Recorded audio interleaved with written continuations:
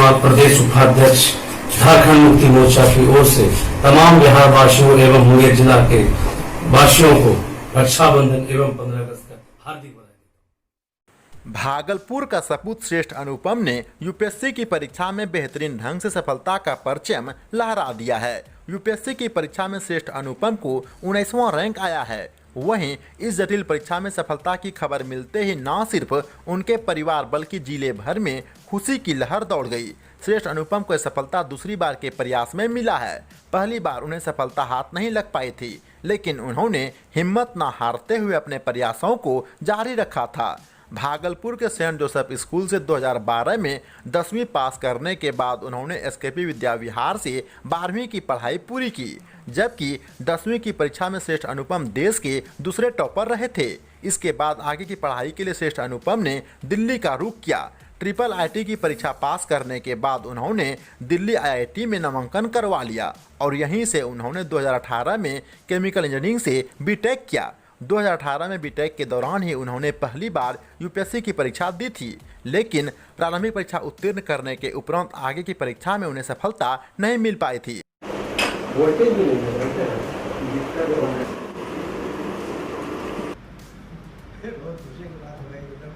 इतनी बड़ी सफलता मिली, हम लोग का सीना धक 58 के आसपास है।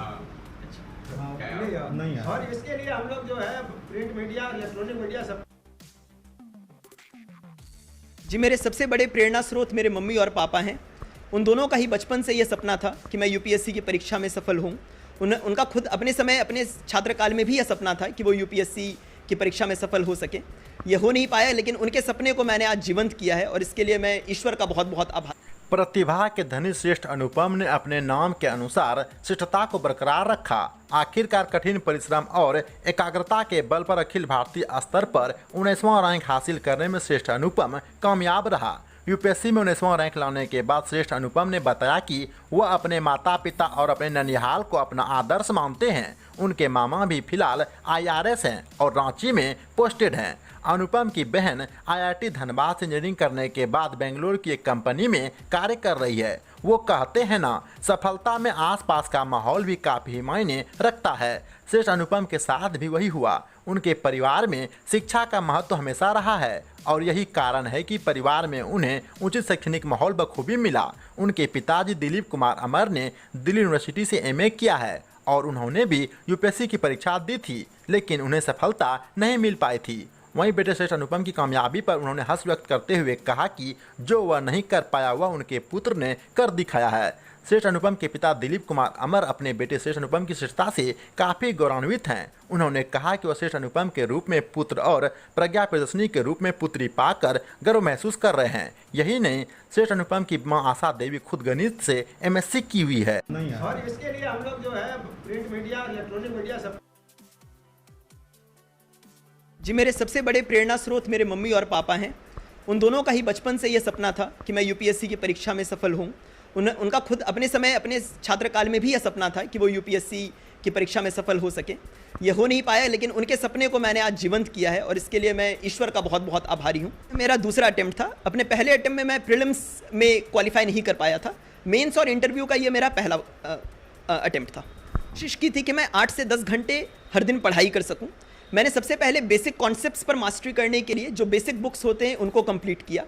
वहीं दूसरी ओर श्रेष्ठ अनुपम ने प्रतिभागियों को सफलता के लिए कई मूल मंत्र दिए हैं। उन्होंने कहा कि सबसे पहले प्रतिभागी एकाग्रता के साथ और संयमित होकर पढ़ाई करें। उन्होंने सफलता और असफलता की चिंता करने के बजाय आत्मविश्वास के साथ पढ़ाई करने की सलाह दी है।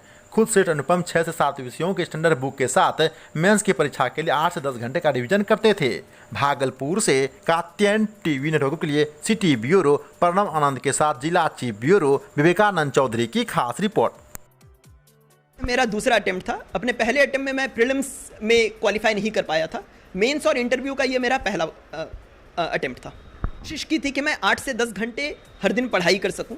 मैंने सबसे पहले बेसिक कॉन्सेप्ट्स पर मास्टरी करने के लिए जो बेसिक बुक्स होते हैं उनको कंप्लीट किया।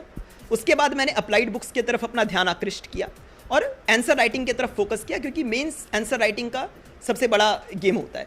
इंटरव्यू के लिए मैंने मॉक इंटरव्यूज़ भी दिए, और इसके अलावा अपने बोलने वाली स्किल्स जो होती हैं, वर्बल कम्युनिकेशन और पर्सनैलिटी डेवलपमेंट, इन दोनों एस्पेक्ट्स पर भी ध्यान दिया। मानता हूँ कि इस परीक्षा के 2 स्तंभ हैं, निरंतरता और परिश्रम। तो ये दोनों आपको मूल मंत्र बना लेने हैं। हर दिन 8 से 10 घंटे की पढ़ाई करनी है। कभी भी आत्मविश्वास नहीं खोना है, क्योंकि यह परीक्षा हर डग पर और हर पग पर आपकी परीक्षाएं लेगी। आपको बहुत मुश्किलों से गुजरना पड़ेगा।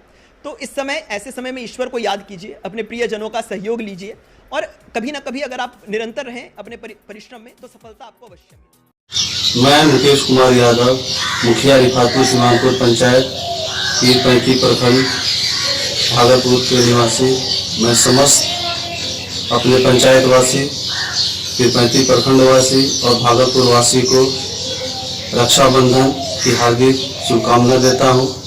यह भाई बहन का पर्व है। मैं समस्त जो हमारे पंचायत के बहन हैं, जो पिरपैती प्रखंड के सभी निवासियों को इस महान पर्व पर, रक्षाबंधन के पावन पर्व पर एकजुट होकर रक्षाबंधन जो पर्व मनाया जा रहा है, हर्षोल्लास के साथ मनाएं। भागलपुर जिले के हबीपुर थाना क्षेत्र के करोड़ी बाजार के समीप एक मैदान में अज्ञात शव मिलने के बाद आसपास हड़कंप मच गया है। जानकारी के अनुसार अहले सुबह स्थानीय लोगों ने लाश को देखा, तदुपरांत इसकी सूचना ग्रामीणों ने पुलिस को दे दी। वहीं दूसरी ओर मौका वारदात पर हबीपुर थाना की पुलिस ने पहुंचकर शव को अपने कब्जे में ले लिया है। वहीं पुलिस शव का शिनाख्त करने में जी जान से जुटी हुई थी, लेकिन अभी तक कुछ भी पता नहीं चल पाया है। वहीं दूसरी ओर डॉग स्क्वाड की टीम मौके पर पहुंचकर तफ्तीश कर रही है। भागलपुर से कात्यायन टीवी नेटवर्क ग्रुप के लिए सिटी ब्यूरो प्रणव आनंद की खास रिपोर्ट।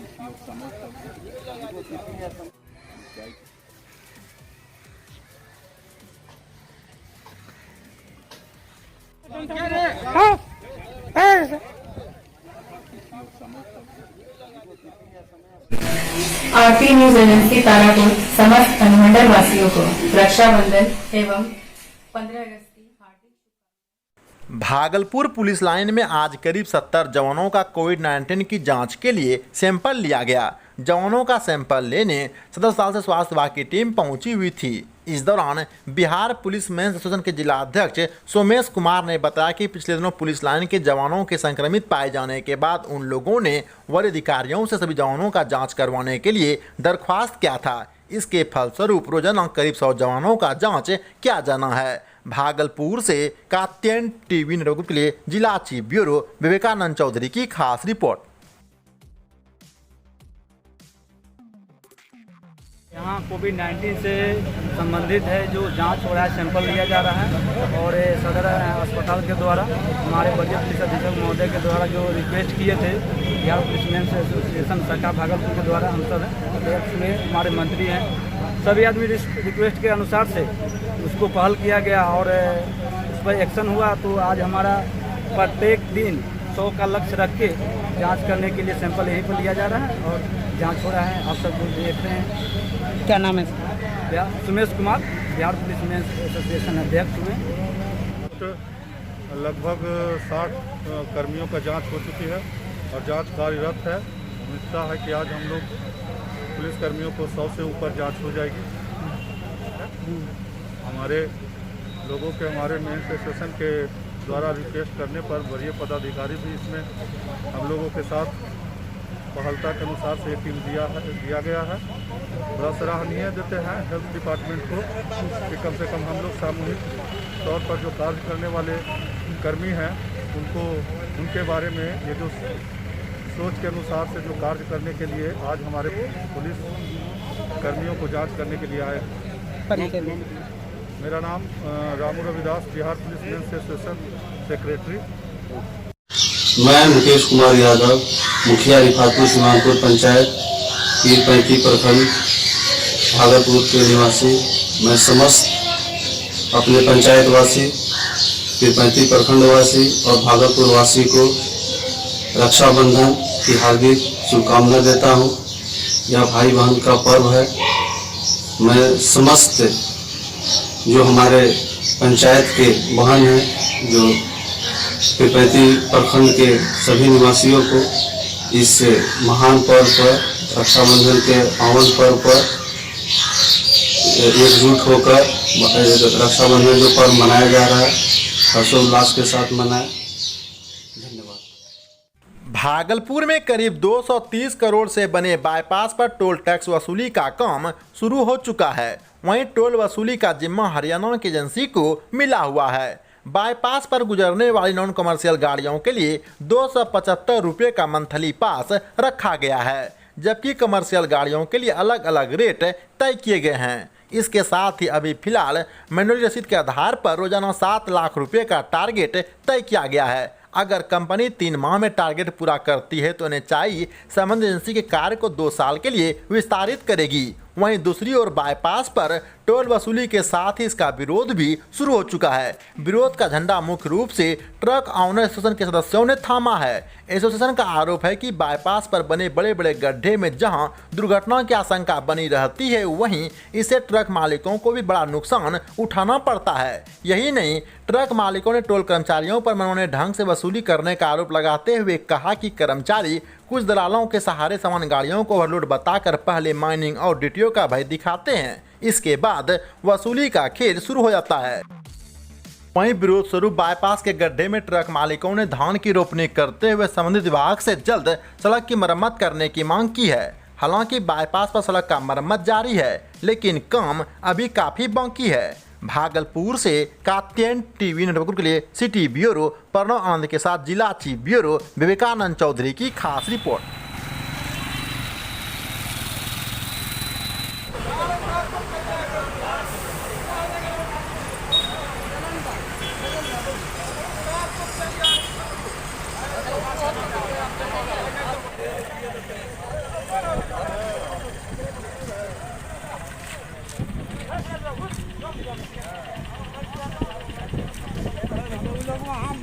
नहीं चलेगा, टोल टैक्स का मनमानी नहीं चलेगा। रोड नहीं तो टैक्स नहीं,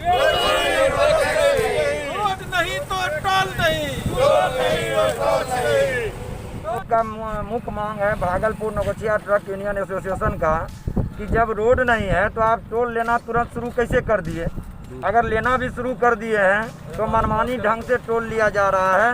मतलब है गाड़ी पर अगर अंडरलोड भी है तो उसको कहा जा रहा है ओवरलोड है, और ओवरलोड का बिना कांटा किए हुए उसका पैसा 700-800 रुपया लिया जा रहा है।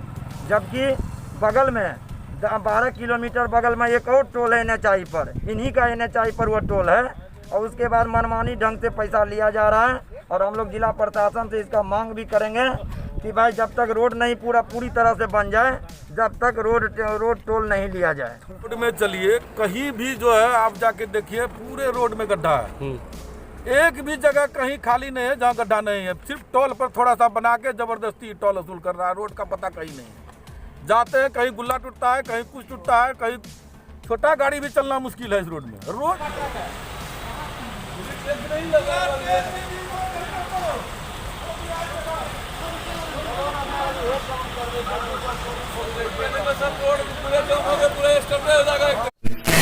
आरती में जनवरी तारापुर समस्त अनुमंडल वासियों को रक्षाबंधन एवं 15 अगस्त की हार्दिक शुभकामनाएं। पूर्णिया जिले में रक्षाबंधन के मौके पर 2834 महिलाओं को लोहिया स्वच्छ भारत मिशन के तहत DM राहुल कुमार ने एक ही साथ एक बार में शौचालय भेंट स्वरूप देकर एक जिम्मेवार भाई का कर्तव्य निभाया है। यहाँ आपको बता दें कि गरीब कल्याण रोजगार अभियान को अमली जमा पहनाने के लिए 18 जुलाई से 29 जुलाई तक 25,506 मानव दिवस रोजगार का सृजन किया गया था, जबकि इसमें 82 प्रखंड स्तरीय और जिला स्तरीय पदाधिकारियों ने पंचायतों में दिलचस्पी के साथ कार्य भी किया था। पूर्णिया से कात्यायन टीवी नेटवर्क ग्रुप के लिए ब्यूरो रिपोर्ट।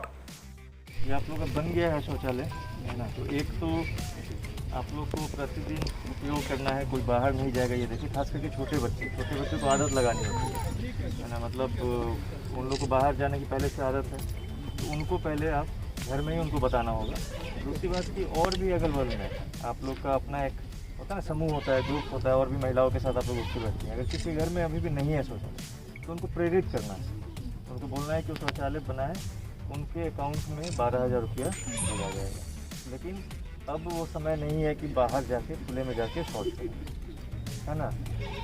अब तो जान ही रहे हैं आप लोग कि बाहर जाने से बीमारी भी हो रही है ना। तो घर में ही रहना है, सुरक्षित रहना है और शौचालय का उपयोग करना है, ठीक है। कहाँ जगह इनका बनवाने का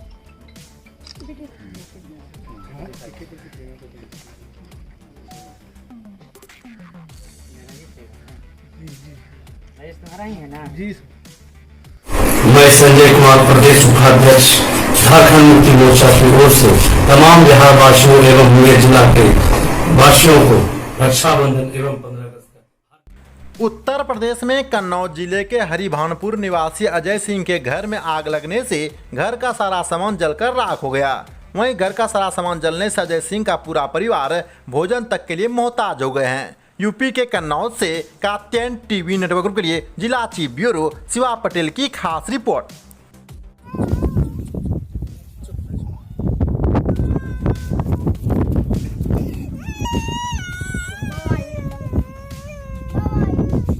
घटना ये साहब, मैं सारे काम करने गए थे तो यहाँ पे अचानक ही मतलब मैं उधर से काम करके आई तो आग मेरे को दिखानी तो मैंने आग फिर एकदम काबू मतलब किसी तरीके से करवाई। 100 नंबर पे फ़ोन लगाया, फिर 100 नंबर वाले आए तो उन्हें रात में मतलब लिखा पढ़ी करके वो चले गए, ठीक है। फिर उसके बाद में मेरे को यहाँ पे ऐसा कुछ रहने को जगह नहीं है जो मैं यहाँ पे रह लूँ। अजय सिंह के घर में आग लग गई। कैसे लग गई थी? अब कैसे भी लग गई होगी, चूल्हे वूल्हे पर रोटी वोटी बनाते सब। तो उनका ये कहना है कि मुझे जो प्रधानमंत्री द्वारा कोई भी योजना का लाभ नहीं मिला है। प्रधानमंत्री आवास में उनका नाम है और बजट आने पे उनको आवास दिया जाएगा।